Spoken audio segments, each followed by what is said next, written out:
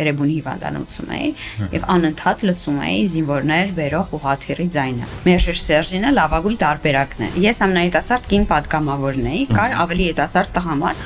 Մերժիր Սերժինը ձեր սլոգանն էր, իսկ Քայլարան վարչապետի սլոգանն էր։ Իմ օրը սկսում է այն պահին, երբ որ իմ աղջիկները արթնանում են։ Սան Լորանը իմ համար ամենականացի եւ էլեգանտ նորաձևության տներից մեկն է։ Ուժեղ Հայաստանը դա պարզապես կարծես բիզնես պրոյեկտ լինի։ Ես Պիլատեսի շատ մեծ սիրահար եմ։ Իրենք եկել են խորհրդարան, պարզապես սպասարկելով Ռուսաստանի շահը։ Ձեզ չի թվում, որ սլվում է եւ ուր է գնալու այսպես։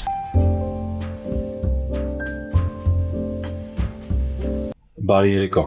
Այսօր կփորձենք լինել առանց ֆիլտրի եւ ստանալ կարևոր եւ անկեղծ պատասխաններ ազգային ժողովի քաղաքացիական պայմանագիր խմբակցության падգամավոր Սոնա Ղազարյանի հետ։ Բարև ձեզ, Տիկին Ղազարյան։ Բարև ձեզ։ Շնորհակալություն մեր հրավերին Ես եմ շնորհակալ։ Տիկին Ղազարյան, մեր հաղորդումը 3 հատվածից է բաղկացած։ Մենք գալիս ենք անցյալից մինչև ներկա զարգացումներ, խոսում ենք նաեւ նախասիրություններից, գործիչների Անցյալի հատվածը սկսում ենք մասնագիտության ընտրությունից։ Դուք մասնագիտությամբ լեզվաբան եք, բանասեր եւ իհարկե եվրոպագետ։ Նախ առաջին մասնագիտության ընտրությունը ոնց եղավ եւ հետո ինչպես այդ տրանսֆորմացիան եղավ եւ դուք գնացիք արդեն դեպի եվրոպագիտություն։ Ինչ եք ակնկալում։ Ես սովորել եմ Բրուսովի անվան պետական համալսարանում այստեղ Հայաստանում եւ իրականում լեզվաբանություն եւ միջմշակութային հաղորդակցություն է իմ ամբողջ մասնագիտացման անվանումը եւ առհասարակ ֆակուլտետի անվանումը։ Ես հետաքրքրված եմ հենց այդ միջմշակութային հաղորդակցությամբ եւ կարծում եմ, որ նախ եւ առաջ սա ինձ գրավել, բայց լեզուն եւ առհասարակ լեզվամտածողություն մի բան է, որ մինչ օրս ինձ շատ հետաքրքրում է, որ առհասարակ մարդկանց խոսքում ինչ բառեր են ընտրում։ Այդ բառերը շատ հաճախ արտացոլում են շատ ավելին, քան պարզապես այդ պահի բառի արտաբերումը։ Եվ սա մի բան է, որ ինձ հետաքրքրել է եւ հետաքրքրել է ոչ միայն հայոց լեզվում, այլ առհասարակ տարբեր լեզուներում բառերի առկայությունը, դրանց բացակայությունը, թարգմանությունը եւ դա այս բոլոր հետաքրքրությունները ամբողջացել են հենց այդ միջմշակութային հաղորդակցություն ֆակուլտետում, որտեղ որ ես նաեւ ընտրել եմ բրիտանագիտություն եւ ըստ իս շատ տրամաբանական էր, որ ես սկսեցի կրթությունս այսպես նեղ ուղղվածությամբ, այսինքն բրիտանագիտություն, հետո այն ավելի լայն էր, այսինքն ես հասկացա, որ կուզեմ կրթությունս նախ շարունակեմ, բայց ուզում էի եւ այդպես էլ ստացվեց շարունակել կրթությունը արտի երկրում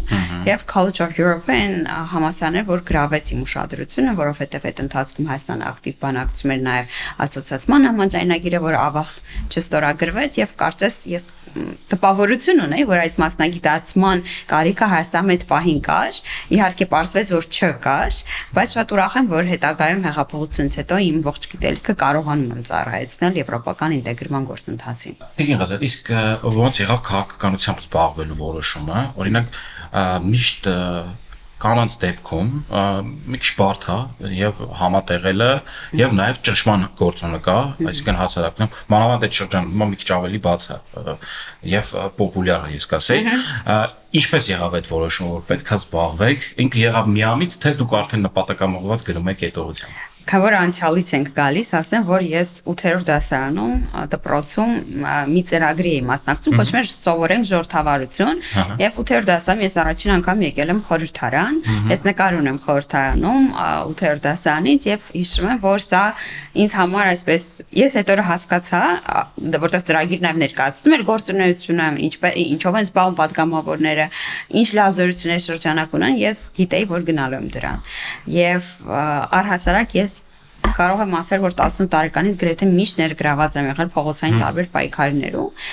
Ինքս նաև նախաձեռնող եմ եղել նույն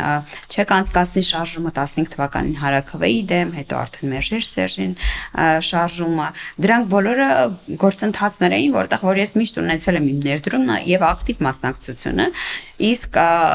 ընտանիքից միշտ քաջալերվել է իմ նման ակտիվությունը, իմ հետաքրքրությունը, իմ պայքարը։ Ձեզ ոգեշնչող երևույթն է եղել, թե եղել են նաև մարդիկ, էլի։ Մարդիկ էլ, երևույթն էլ, եւ պետք է ասեմ, որ ընտանիքիս աջակցությունը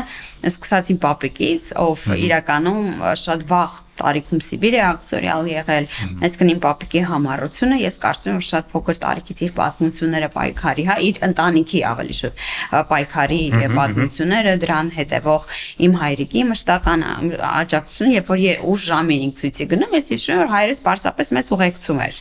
նայել էր մեզ հետ գալիս, եւ այս իմաստով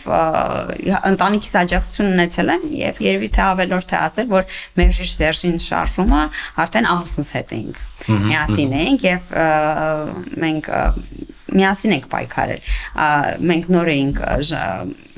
դեռ ամուսնացած չէինք այդ էս մասնա դուք արդեն ամուսնացած եք դեռ ամուսնացած չէինք եւ այլ շարժումների էինք մասնակցում իսկ դեռ արդեն 18 թվականին արդեն 1 տարի ինչ ամուսնացած էինք բայց Դավիթն էլ ինքը պայքարող ընտանիքի զավակ է եւ շատ բնական էր որ մենք ինչ որ օր կհանդիպենք եւ միասին կպայքարենք հանժորդավարության դուք խորհրդարանում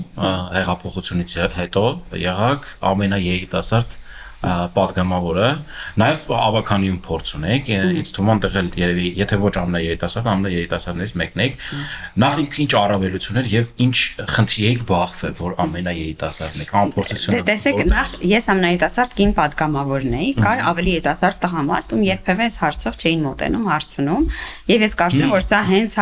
դրսևորումներ որ մեր հասարակության համար կարող է ընդունելին լինի որ տղամարդը երիտասարդ է եւ մտնում է խորհրդարան բայց կին երիտասարդ սա կարծես երկու ամենաբացասական նկարագրերը կարար լիներ մարդկանց գլխում եւ ժամանակի ընթացքում ես միշտ պարտավոր եմ ապացուցել որ ես մի բան գիտեմ ապացուցել որ կարող եմ եւ ես կարծում եմ շատ ավելի շատ ջանք է ենթադրվում կնոջից այո ապացուցելու որ դու այնտեղում ես որտեղ որ արժանի ես լինել կամ կարող ես լինել Եվ շատ երկար ժամանակ ես ինձ սահմանափակում էի շատ ավելի ոչ հիմա եթե օրինակ իմ Instagram-ը կամ Facebook-ը համեմատեք նախկինում ես հիմա շատ ավելի ազատ եմ ցույց տալու իմ կյանքը, իմ կենցաղը նախկինում ես ավելի շատ ստիպված էի դիրքավորվել որպես զուտ մասնագետ, ոլորտային մասնագետ եւ ես կարծում եմ որ տարի ու կես էր ի տարբերություն այդ տղամարդկանց ինձ հարկավոր ապացուցելու որ ես ունեմ համապատասխան գիտելիք ես ոլորտում աշխատելու համար հա հենց զուտ եվրոինտեգրման որ գուցե շատ-շատից ավելի մասնագիտական գիտելիք ունեմ սա անընդհատ դու հեղինակություն ես կառուցում մինչդեռ տղամարդկանց շատ ավելի հեշտ է այս իմաստով մեր հասարակությունում այո իսկ ում մասին էր խոսքը որ ավելի երիտասարդ է Բարգավաճ Հայաստանից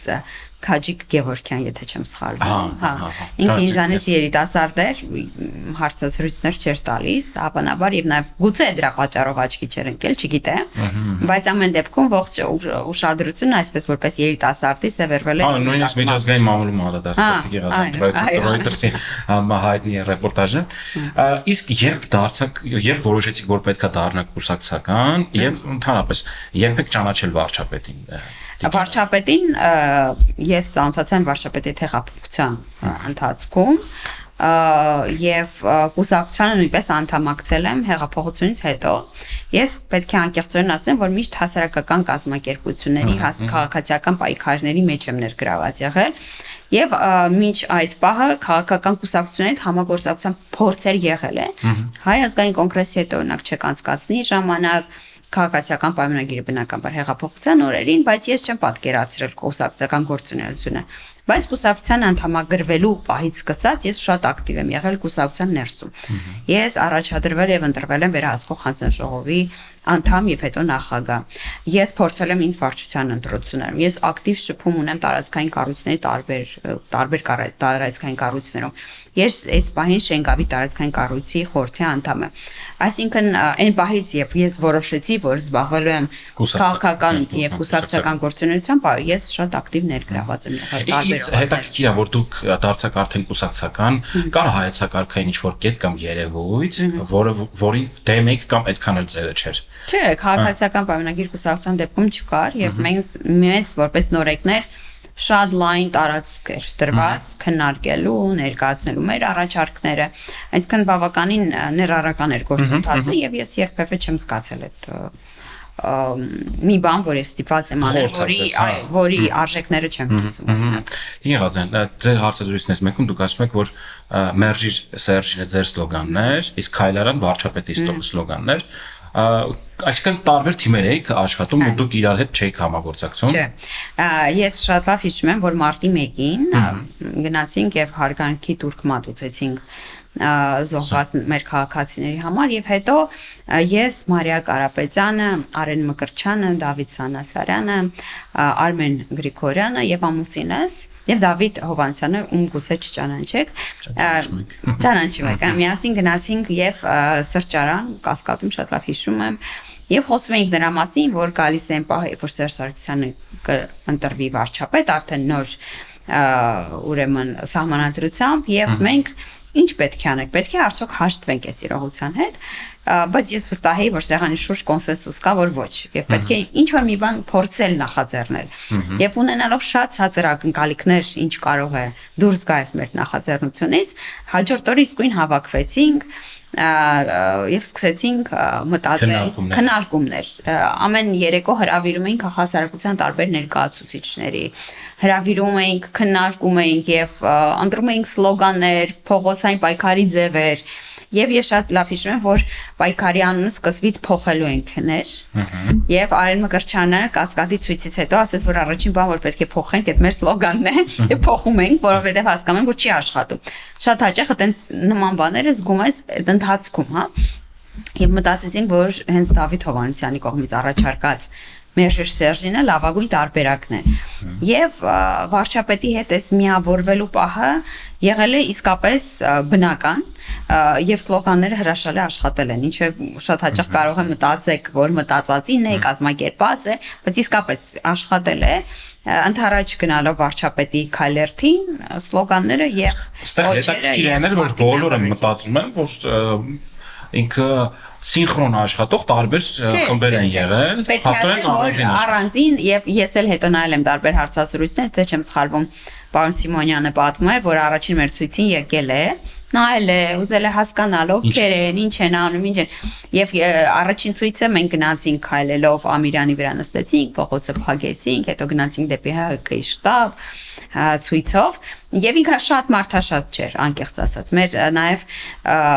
միտքներ, որ մենք տարբեր տեղերում կենտրոններում օրինակ լանչի ժամին դուրս կգանք, ցույցեր կանենք, իրազեկման ակցիաներ եւ այլն։ Եվ ըստ էության քաղաքական ուժի կողմից նկատվել է։ Երբ հասկացաք, որ շարժումը հաջողել է Աթիկյանը։ Գիտեք, սիմվոլիկ երևույթ կա, որ ֆիքս է։ Երբ երիտասարդության միացումը։ Եթե կհիշեք, մեր ցույցով մատենադարանի մոտով իջնում էին։ Այդ շատ, եթե ինչ որ 3D ակնոցներ կրեինք եւ նայենք այդ մարդկանց, այդ էներգետիկ դաշտը կտեսնեինք։ Հա, ձեզ համար այդ բան սիմվոլիկ եղավ, որ դուք համարել եք։ Որ երիտասարդների շարժման միացումը, հա։ Այդ բայից սկսած արդեն հավատում եք, որ կլինի փոփոխությունը։ Հա, գիտեի, որ լինելու է, պահը չգիտեի, բայց գիտեի, որ լինելու է։ Իսկ ռիսկը ինչ որտեղ եք տեսնում, Տիկինազյան։ Օրինակ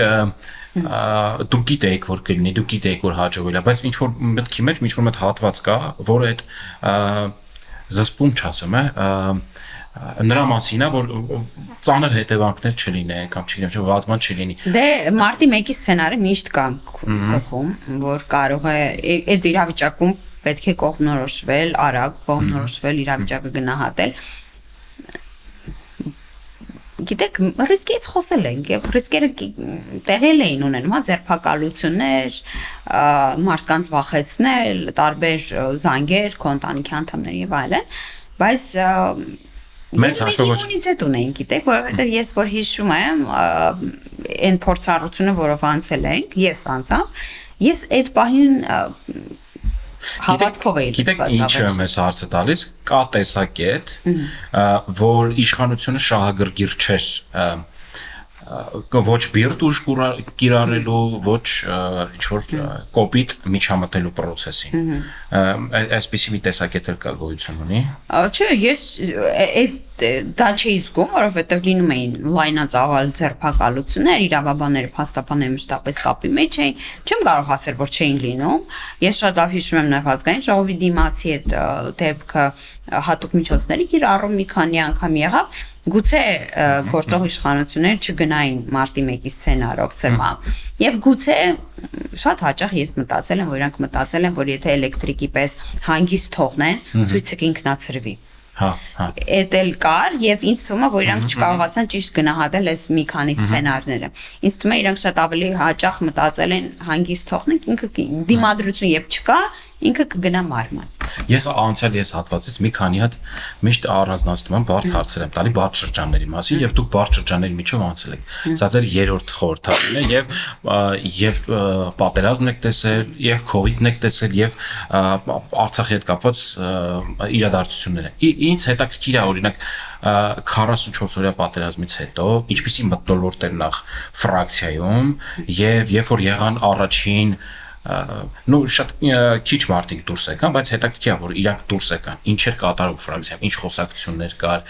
ինչպես եք դուք միմյանց ոգեշնչում, ամենակարևորը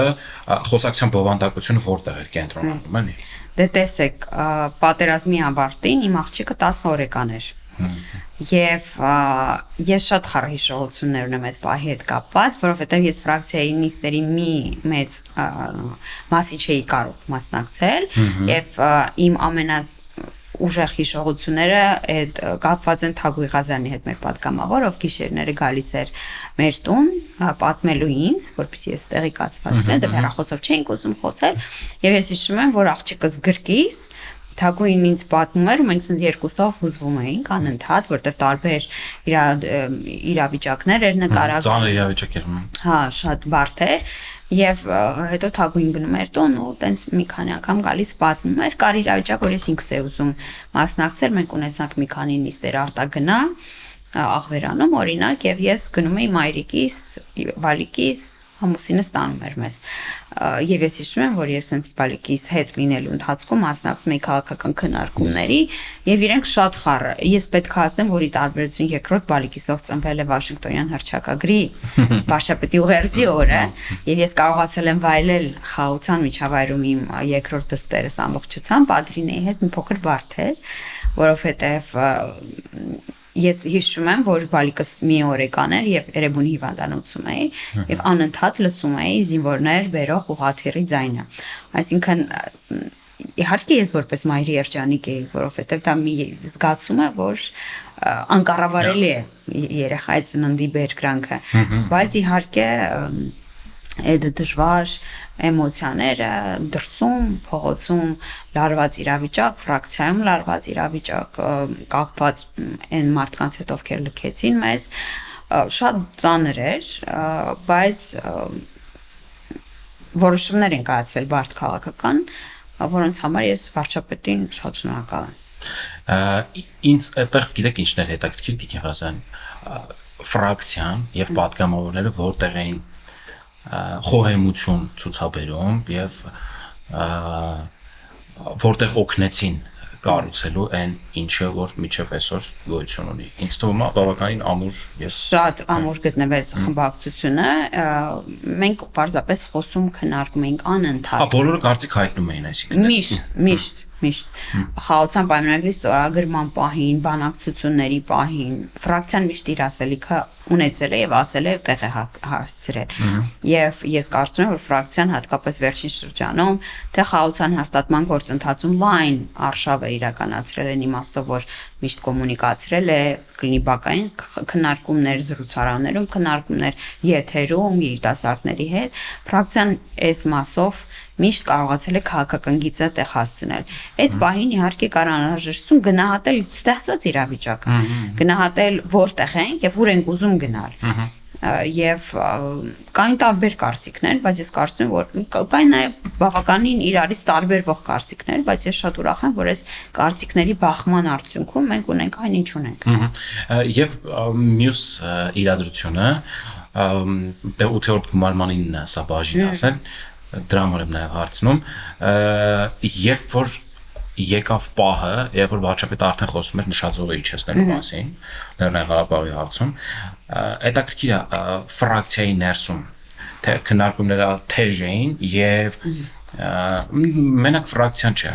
պարլամենտում դուք այդ ճնշմանը ոնց եք դիմանում, եք հատուկ ինչ-որ բան մշակել եք, չեք մշակել։ Ես այդ օրակարգում ճնշում չեմ զգացել, որովհետեւ ես հավատացել եմ, որ մենք պետք է այդ ուղղությամբ գնանք։ Ես կարող եմ ասել, որ ֆրակցիայի ներսում ես մի մարդ եմ եղել, ով շատ ակտիվ այդ տեսակետը պաշտպանել է եւ այն պահին, երբ որ դա ամենաշատ թիրախավորվում էր այդ օրակարգը, ես նաեւ հանրային կոմունիկացիային եմ ակտիվ մասնակցել, որտեղ ես հավատում էի, որ այդ պահին դա ամենաօպտիմալ տարբերակն է։ Եվ ես ուղղակի չեմ պատկերացնում, թե ինչ այլ հաշվարկ կամ այլ որոշում կարար այդ պահին լիներ։ Բայց իմ համար խաղաղությունը այդ լավի ու վատի մեջ ընտրություն չի։ Իմ համար խաղաղությունը ճիշտ ընտրություն է։ Այսինքն ես դրթված չեմ ընտրում։ Ես դրթված չեմ ընտրում խաղաղությունը։ Իրավիճակից ելնելով ես կարծում եմ, որ համակեցությունը տարածաշրջան պարզապես այլընտրանք չունի։ Եվ այդ պահին էլ մշակողը իջեցնել այլընտրանք իրականություն էր։ Մենք իրականում կռիվ էինք տալի, մարդիկ կռիվ էին տալի իրականության եւ չիրականության միջև։ Եվ չգիտեմ ինչի անդադ գնում են չիրականության հետևից։ Ինձ հետաքրքիր է օրինակ ֆրակցիայում, պարլամենտում դա գիտենք, ֆրակցիայում կային մարդիկ, որ գնում են չիրականության հետևից։ Գիտեք, իրական ճիշտ չէ այս ներֆրակցիոն կուսակցություն դուրս հանել, բայց ես չեմ կարող ասեմ, որ մեր ֆրակցիան եղել է չիրականության կողմնակիցներ։ Ավելի շատ կարող եմ ասեմ, որ ձևի, մեթոդի, պահի, ընտրության հարցը շատ է։ Ինչ որ ուրիշ ուղղությամբ տանելու կամ։ Ես չեմ կարող ասել, որ ոչ իրատեսական սցենարներ են քննարկել, ավելի շատ եղել է այս պահին, այն պահին, այս ուղղությամբ, այս բառերով։ Իրատեսականության տարբեր տարբերակներ են առաջարկել,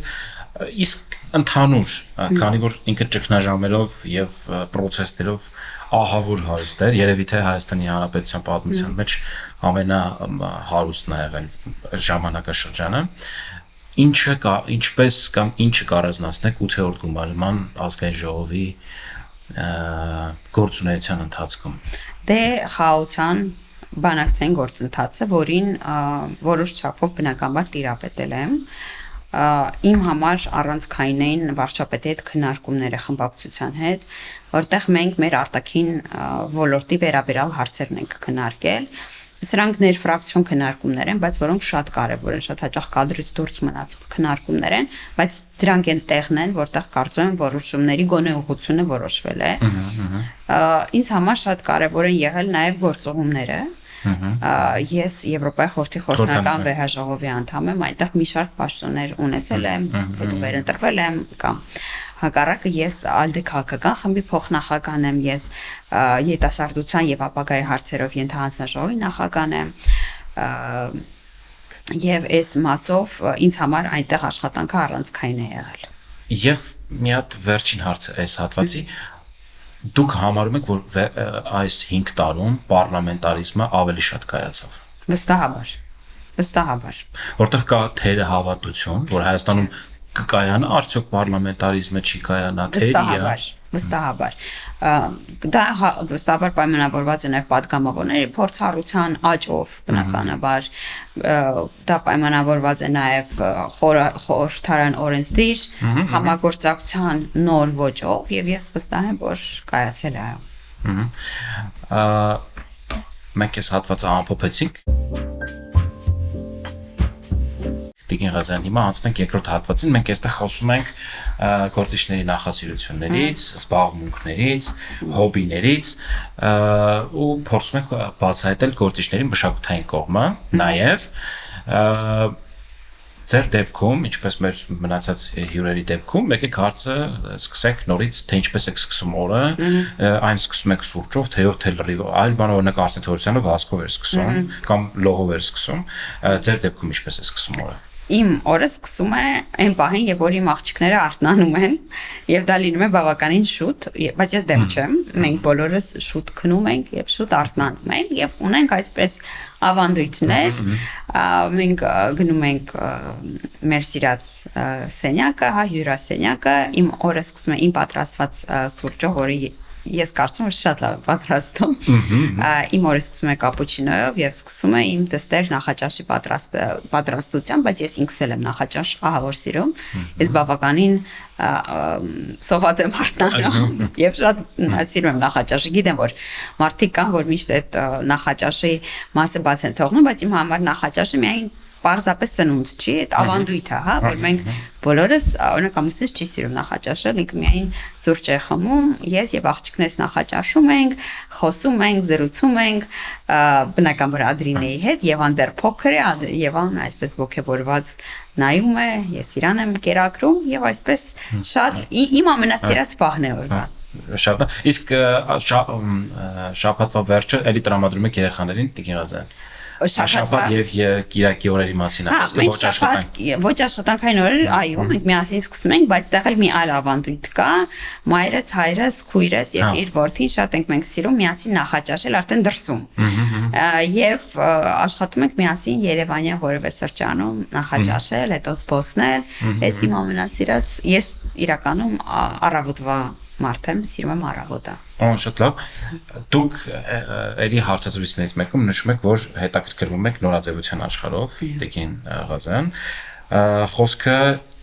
Իվ Սեն Լորանի մասին է, հետևում եք այդ նորաձևության տան զարգացումներին եւ ներկայացումներին։ Նախ ձեզ համար ինչ է նորաձևությունը եւ ինչով կարող է մարդու կյանքում բան փոխել նորաձևությունը եւ ինչքանով։ Իմ համար ինքնաարտահայտման ձև է եւ իմ Սան Լորանը իմ համար ամենականացի եւ էլեգանտ նորաձևության տներից մեկն է եւ դա է ինձ շատ հաճախ ոգեշնչում սիլուետները, հա, որ ընտրում են շատ կանացի են, դա է պատճառը, որ շատ սիրում եմ եւ այո սիրում եմ, ես սիրում եմ երեկոյան ժամերը, երբ որ բոլորը տանը քնած են, մի փոքր ժամանակ տրամադրել ոչ քաղաքական նյութերին։ Եվ դրանք հիմնականում ինչ որ ոդքասթներ են կամ հաղորդումներ են, որոնք կամ երկու բանի են վերաբերում կամ առողջ ապրելակերպին, սկսած սննդից, վերջացրած մարզանքներով, նոր տրենդներ, որոնք հա, ինչպես առավոտյան մի պահ վեճեր սկսել սառը ջրով, տաք ջրով, այս ամեն ինչը ինձ հետաքրքրում է եւ սիրում եմ եւ որ պետք է հանգստանամ նման կոնտենտ նայել, բովանդակություն։ Մյուսը արդեն նորաձևությունն է, այո, եւ այս երկու բաներն են, որ ես ինձ կարող եմ քնելուց առաջ մի փոքր նայել, փորձել մտքերը թեթևացնել ու քնել։ Հենց իր խոսքով, Սեն Լորանի խոսքով ասում է ինքն է ստեղծել ժամանակակից կնոջ զգեստապահարան է։ Համարում եք դուք։ Ես համաձայն եմ, այո, շատ ոճային է եւ շատ ուրախ եմ նաեւ որ մաս մարքեթինգ արկա են հագուստներ, որ մի փոքր կրկնօրինակում են եւ հասարակությունը կարող է այդ կանալ։ Հա։ Ինչ եք լսում Տիկին Ղազարյան, էլի ինչ որտեղ շեշտել եք, շատ յուրահատուկ մարդու անուն եք ասում, Քենդրիկ Լամարի մասին եք ասում, որ շատ եք սիրում, բայց հետաքրքիր ինչ երաժշտություն եք լսում, որովհետև երբեմն երաժշտությունը ցույց է տալիս մարդու մտածելակերպը, ասեմ, չեմ կենսաձևը։ Այո, ինչ-որ մեկը փորձեր ինձ բացահայտել այն երաժշտությամբ, որ լսում եմ, չէր կարողանա, որովհետև ես կարող եմ Քենդրիկ Լամար լսել, հետո օրինակ 333, շատ եմ սիրում, աղջիկս շատ է սիրում Շակիրա, մենք կարող ենք լսել դա, հետո օրինակ միացնել Pink Floyd, եւ ինձ թվում է մարդիկ կխճճվեին, եթե փորձեին ինձ բացահայտել երաժշտությամբ, ես սիրում եմ որակյալ երաժշտություն, օրինակ ես վերջերս Իբրահիմ Մալուֆի համերգին էի, ես իրան շատ վաղուց եմ լսում, ամուսինս եւ իր ընկերներն էին ինձ բացահայտել իրեն, եւ ֆանտաստիկ է, բայց կարող եմ նաեւ ասում եմ շատ տարբերվող դրանից, այդ ոճից, այդ որակից տարբերվող բաներ լսել, տրամադրության հարց է շատ հաճախ, բայց երաժշտություն շատ եմ սիրում, մեր տանը նախաճաշի ժամին միշտ երաժշտություն միացրած է։ Դուք ունեք բարեբախտություն, Տիկին Ղազարյան, ձեր ամուսինը ռեժիսոր է, ձեզ միշտ կարող է օգնել լավ կինոների ընտրության հարցում։ Սակայն այդ երևույթը կարող է նաև կաշկանդող հանգամանք լինի, թե ինչ կընտրեք դուք, անպայման հարցնեք, թե իրականում կինո սերեք թե ոչ, եւ օգնում է նա ձեզ այս հարցում, թե ոչ։ Ինձ թվում է Դավիթը շատ դժգոհ է իմ կինո նայելու հմտությունից, որտեղ ես միշտ քնում եմ, ես շատ իսկապես ես առավոտվա մարդ եմ, երեկոյան ես շատ դժվար մարդուն մնում, բայց միասին կինոներ դիտում ենք, բայց ինքը գիտի, որ ես ունեմ մի քանի նախասիրություն, որ կարող եմ ժամերով նայել, դրանց մեկը Friends-ն է,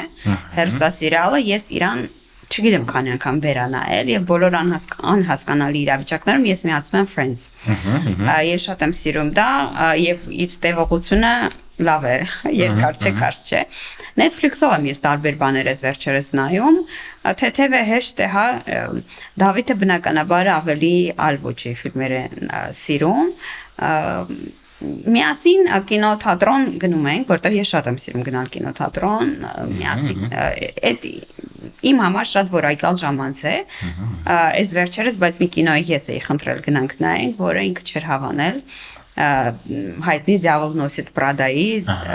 Սատանան գրում է Պրադա ֆիլմի երկրորդ մասն էր, եւ քանի որ առաջին մասը իմ ամենասիրելի ֆիլմերից մեկն էր,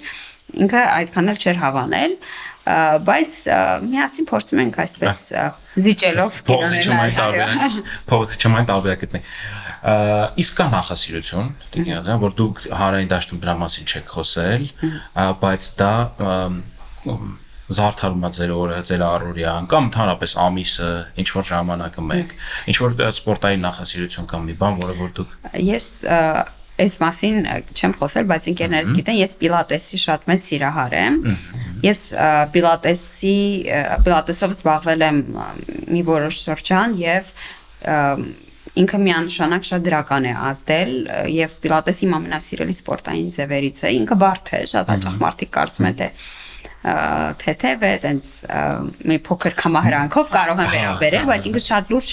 մարզաձև է, որը առհասարակ պիլատեսը հորինվել է երկրորդ աշխարհամարտից հետո մարդկանց վերականգնողական ֆունկցիայի համար։ Այսինքն մարդիկ, ովքեր ունեցել լուրջ խնդիրներ պատերազմից հետո, ինքը դրա համբասի պիլատեսը դրա համար է այն հորինել։ Եվ ես շատ շնորհակալ եմ, որ ունեմ մարզիչ, ով ինձ այս ամենը ներկայացրել է, ինձ կարողացել է այդ դաշտ բերել հետաքրքրության եւ հիմա էլ երբ որ ժամանակս քիչ է ես մտովի հիշում եմ այն բոլոր վարժությունները որ առանց սարքի են կարել բայց ես սիրում եմ թե սարքով թե մատով պիլատեսը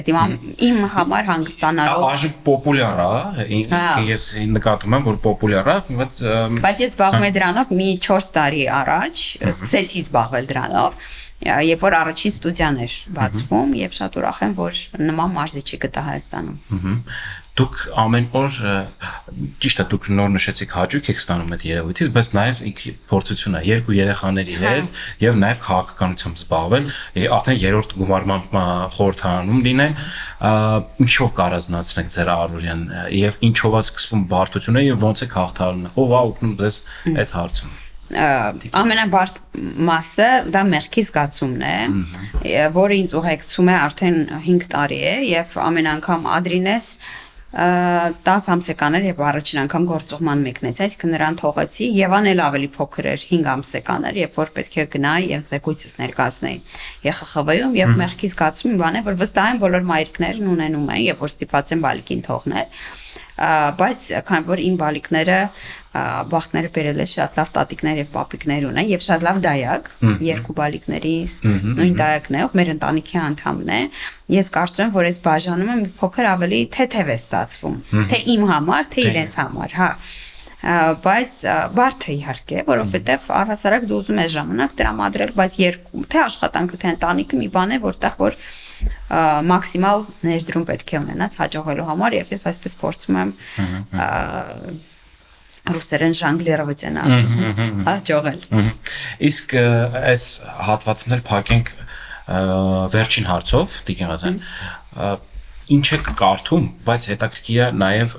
էվոլյուցիան եւ եթե եղել է նաեւ ռևոլյուցիա կարդալու մեջ նաեւ ռևոլյուցիա նկատեմ ինչից ինչի եք հասել եւ գերակշռումը գեղարվեստական գրականությունը որպեսզի թարմանաք թե մասնագիտականը որպեսզի էլ ավելի ավելացնեք ձեր փորձը Գեղարվեստական գրեթե չեմ կարդում վերջերս ես վերջերս մի գիրք վերցրի առողջարանում տեսա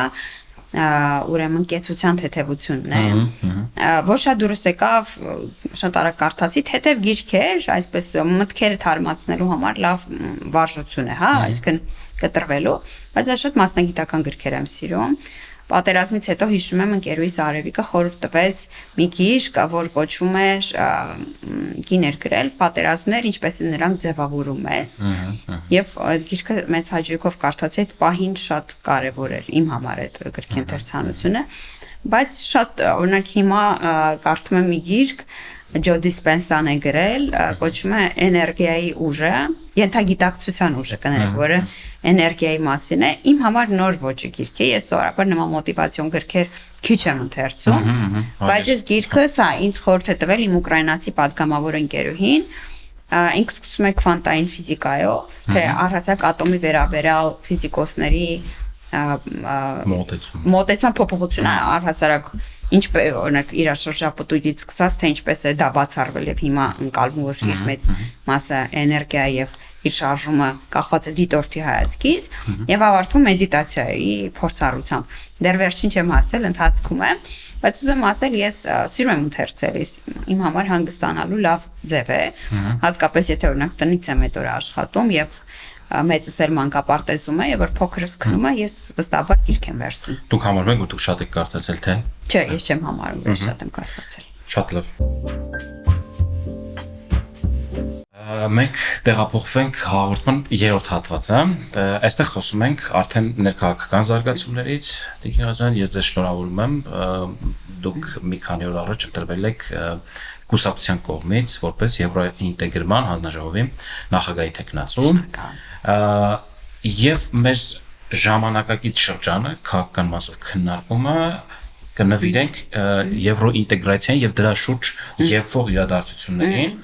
նախ սկսենք խորհրդարանական ընտրություններից որոնք տեղի ունեցան վերջերս ինչպես կգնահատեք ընտրությունները Տիկին Ղազարյան ձեզ համար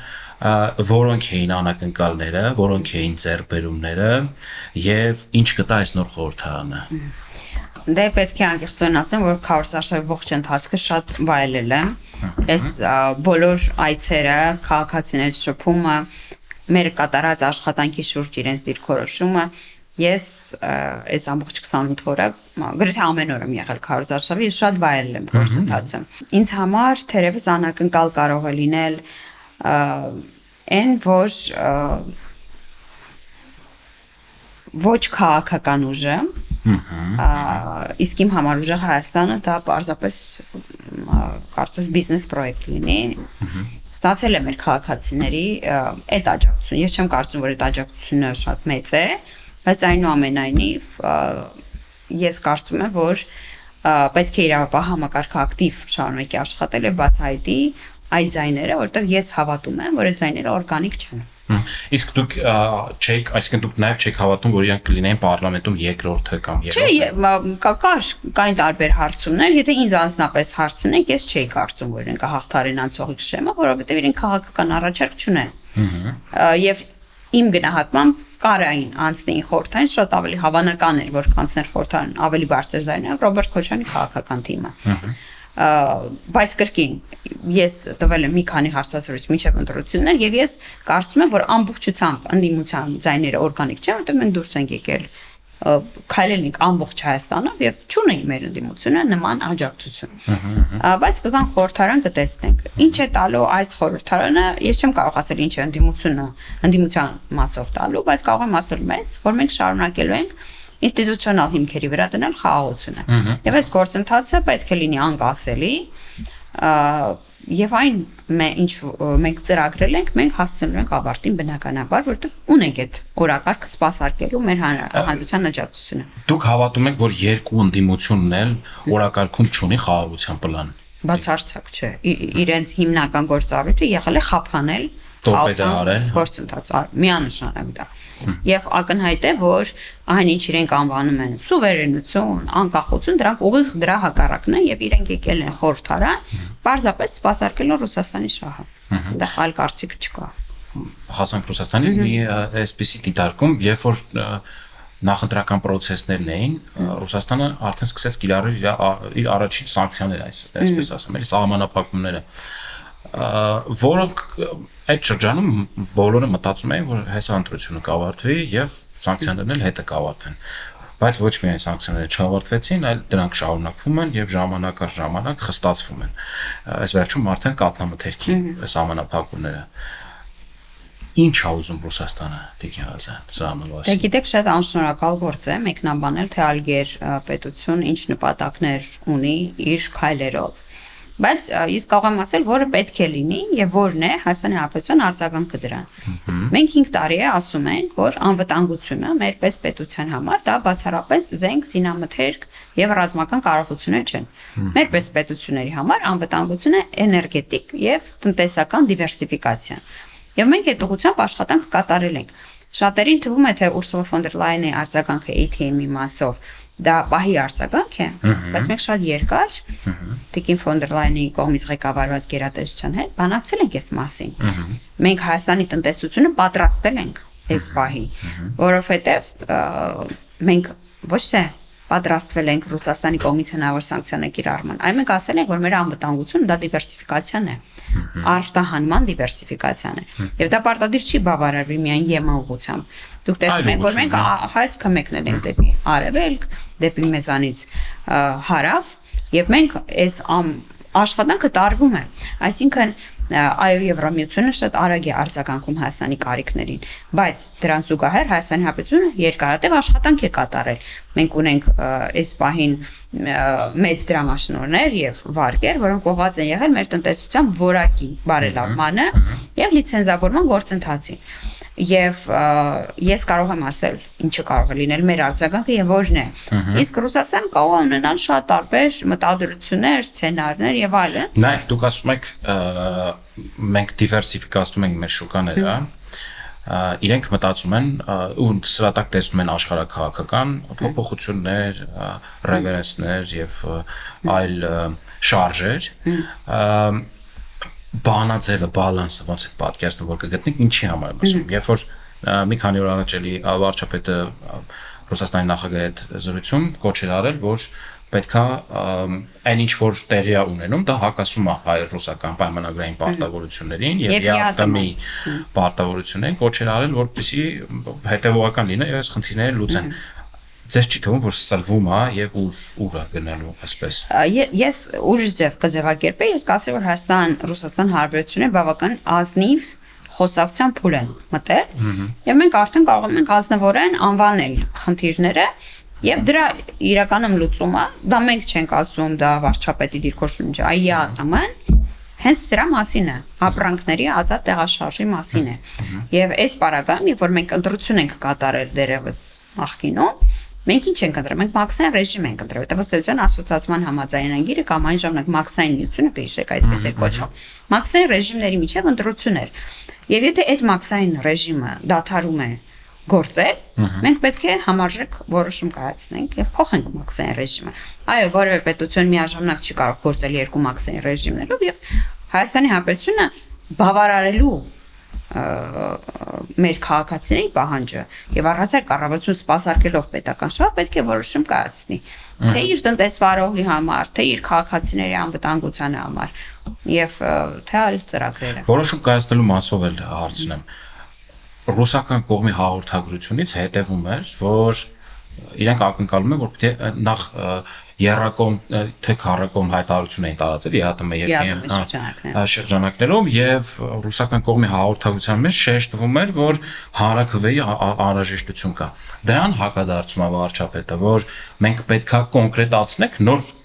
լինի հանրաքվեի անհրաժեշտություն։ Հանրաքվեն ըստ մեր օրենսդրության դրվում է այն պահին, երբ որ կա անդամակցության հայտ։ Այո, հա։ Եվ որ չկա անդամակցության հայտ, պարզապես հանրաքվե չի կարող տեղի ունենալ։ Բայց խոսակցությունը գնացել է, հասել է այդ կետին եւ այն կողմից էլ հայտարարությունը այնպես է, որ մինչեւ դեկտեմբեր իրանք պետքա պատասխան ունենան։ Ուլտիմատումային է ինչ որ օդել։ Տեսեք, հանրաքվեի մասին որոշում կարող է կայացնել կառավարությունը եւ այն կկայացնի ըստ անհրաժեշտության, երբ որ լինի հայտի կարիքը, բայց հիմա եկեք վերադառնանք Հայաստան-ԵՄ հարաբերություններին, Հայաստան-Եվրամիություն հարաբերություններին։ Մենք գաղտնի որևէ բան չենք արել։ Ընդունել ենք օրենսդրություն, խոսել ենք մենք ժողովրդի հավակնությունների մասին, խոսել ենք թե ինչ նկարտումներ ունեն, թե ինչպես է դա դրսևորվում, խոսել ենք Հայաստան-Եվրամիություն դինամիկ աճող հարաբերությունների մասին, որևէ բան, որևէ պետությունից գաղտնի տեղի չի ունեցել։ Եվ Հայաստան-Եվրամիություն հարաբերությունները իրենց տրամաբանական, դինամիկ, մի բան էլ դրանից ավել հունով զարգանում են, եւ եթե մենք զգանք անհրաժեշտություն հայտ ներկայացնելու այդ մասին վստահաբար բոլորը կիմանան։ Այս պահին մենք փորձում ենք պահել ԵԱՏՄ-ն որպես կառույց, որտեղ ըստ էության եթե չի գործում այնտեղ մաքսային ռեժիմ, դա մարտահրավեր է բոլոր անդամպետությունների համար։ Եվ կարծում եմ, որ բոլորը պետք է այս խնդրին արձագանքեն։ Տիկին Ղազարյան, Հայաստանում այս պահին կան տրամադրություններ, նույն նկատմամբ այն շրջանակներում, ովքեր իրականում ուղիղ բախվել են այս խնդրին, ծաղիկ արտահանողները, չգիտեմ, միրգ արտահանողները, եւ մենք ինտենսիվ աշխատում ենք նաեւ ԵՄ-ի հետ։ Եղավ նաեւ ֆոն դեր Լեյնի Հայաստան հայցից հետո եղավ նաեւ հայտարարությունը ապրանքների սակագների հետ չեղարկման հետ կապված, ATM-ը։ Ստեղ ինձ մի հարց է հետաքրքրում, դուք բավարար գնահատում եք այդ ուղղությամբ աշխատանքը եւ հիմա ինչ դինամիկայով օրինակ ես պատկերացնում եմ, որպես քաղաքացի ասեմ, որ պետք է ինչ-որ ավելի մոբիլ խումբ լինի, ինքը ավելի ինտենսիվ աշխատի, որովհետեւ որպեսզի հանկարծ ճգնաժամի չմոտենա, որովհետեւ այդ դժգոհությունը կարող է մուլտիպլիկատիվ էֆեկտ ունենա,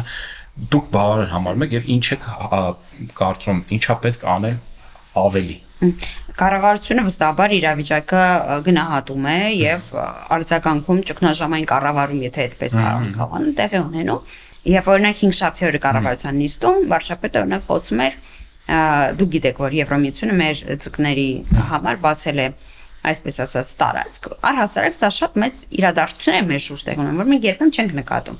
Օրինակ գյուղատնտեսական ապրանքների մուտքը Եվրամիություն, դա մեծ իրադարձություն է, որտեղ Եվրամիությունը միշտ փակ է պահում իր շուկան գյուղատնտեսական ապրանքների համար։ Եվ իմ մտավախությունն է, որ հասարակությունը պրոստը ուղղակի չի նկատում, թե մեր շուրջ ինչ է տեղի ունենում։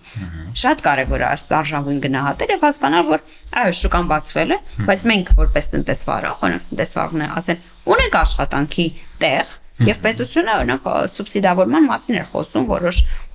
գների աճեցված ձկան մասին էր խոսքը կառավարության նիստում, աջակցության մասին եւ վստահաբար, քան որ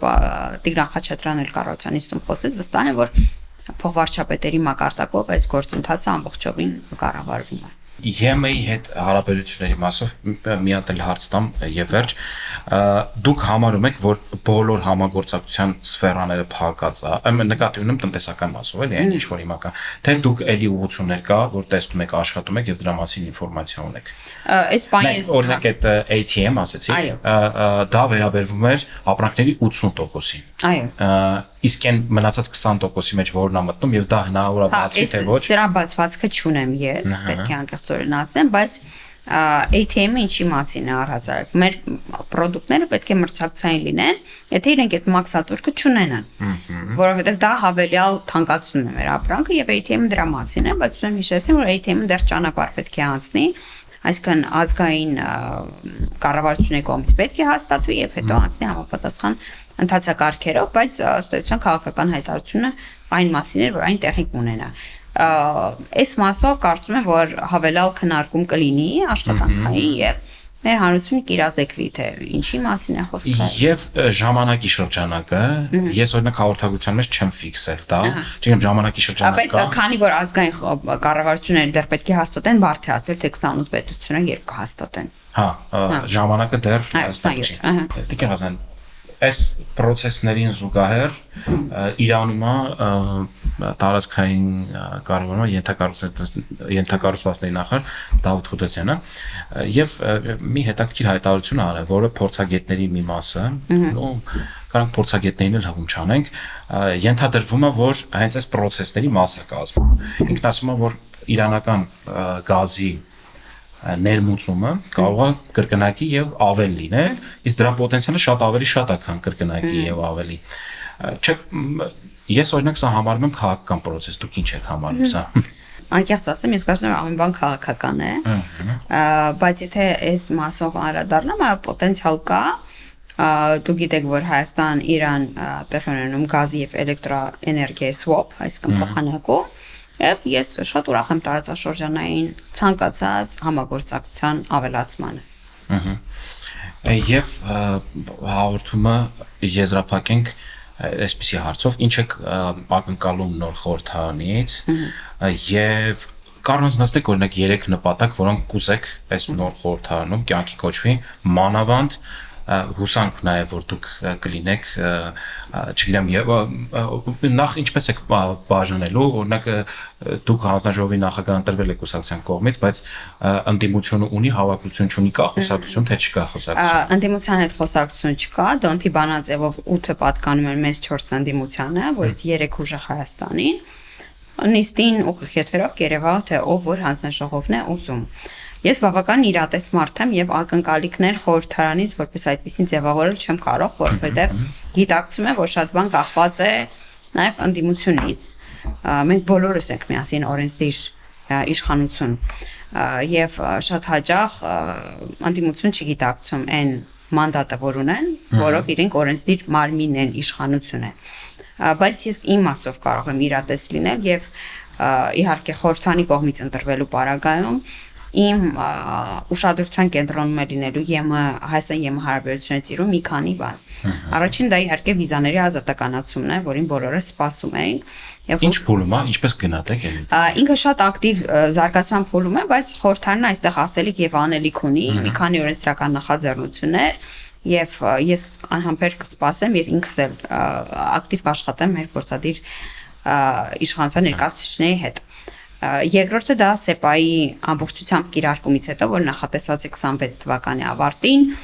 մեզ հարկավոր է լինելու ԵՄ-ի հետ նոր իրավապայմանագրային հիմք։ Եվ սա կրկին կլինի իմ ուշադրության կենտրոնում։ Եվ երրորդը իհարկե Այսինքն կներեք երկրորդ ՍԵՊԱ, թե լրիվ ՍԵՊԱ-ից բարձր է։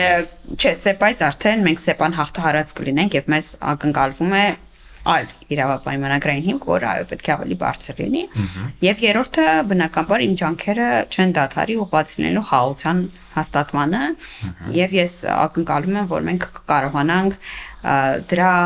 ինստիտուցիոնալ ուժեղ հիմքերը տալ։ Շնորհակալություն Տիգրան։ Եվ հաղորդումը փակում ենք, եզրափակում ենք բլից հարցերով։ Եղել է օր, երբ ցանկացել եք չգնալ ԱԺ։ Չէ։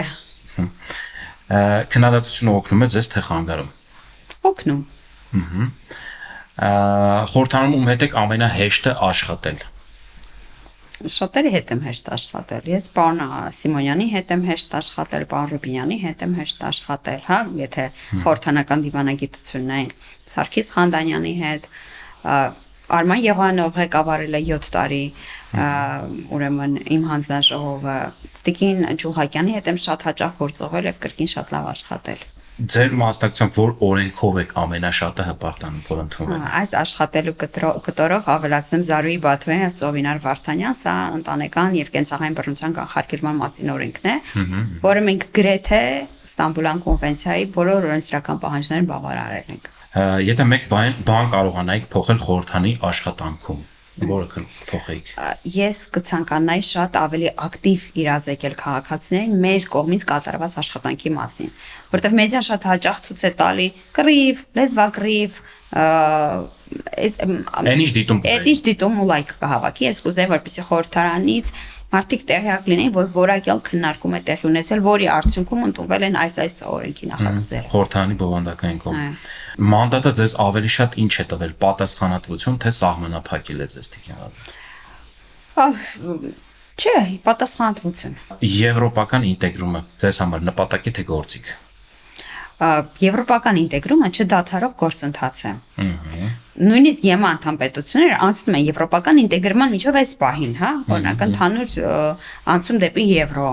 օրինակ ընդհանուր կարգավորումներ։ Իմ նպատակը այն է, որ Հայաստանը լինի ժողովրդավար, ինքնիշխան պետություն, որը կարող է լինել ԵՄ անդամ։ Այսինքն գործընթացի մաս։ Այո։ Իսկ մոտ ապագայում տեսնում եք Հայաստանի ԵՄ-ում։ Քանի որ ԵՄ-ն այս մասին պատասխան չունի նաև այլ պետությունների մասով, ես դժվարանում եմ պատասխանել Եվրոպա այս գործընթացի։ Ես չեմ բացառում նման սցենարի զարգացումը։ Որ եվրոպական երկիրը կարող է լավագույն օրինակ լինել մեզ համար, Հայաստանի համար։ Այս մասին բարդ է ասել, որովհետև մենք տարբեր առավելություններ ունենք, որոնք համեմատելի են տարբեր ԵՄ անդամ պետությունների հետ։ Մենք պետք է դիտարկենք մեր չափը, մեր կարողությունները, մեր արտադրանքը եւ այստեղ տարբեր պետություններ կարող են համեմատելի լինել իրականում, բայց մենք պետք է շատ իրատես լինենք այս մասով։ Եվրամիություն թե եվրոպական արժեքներ, որն է առաջնային նկատի ունեմ գործընթացը, թե Ես կարծում եմ, որ Եվրամիությունը առանց եվրոպական արժեքների պարզապես գոյություն չունի։ եւ Հայաստանը պատրաստ է եվրոպական չափանիշներին տիկյան։ Վստահաբար այո։ Եվ մեկ նախադասություն առանց ֆիլտրի ուղերձ ժողովրդին։ Ես մեր քաղաքացիներից նախ ուզում եմ մեր քաղաքացիներին շնորհակալություն հայտնել այս աջակցության համար, որոնք իրենք ցուցաբերեցին խաղաղության օրակարգին, հատկապես այս ընտրություններում, եւ որ խաղաղությունը ամեն կերպ դեմոնիզացվում էր, եւ մեր քաղաքացիներին ուզում եմ ասել, չվախենաք, լավ է լինելու։ Շնորհակալություն Տիկին Ղազարյան։ Այսօր մեր հյուրն էր ազգային ժողովի արդեն 9-րդ գումարման պատգամավոր Սոնա Ղազարյանը։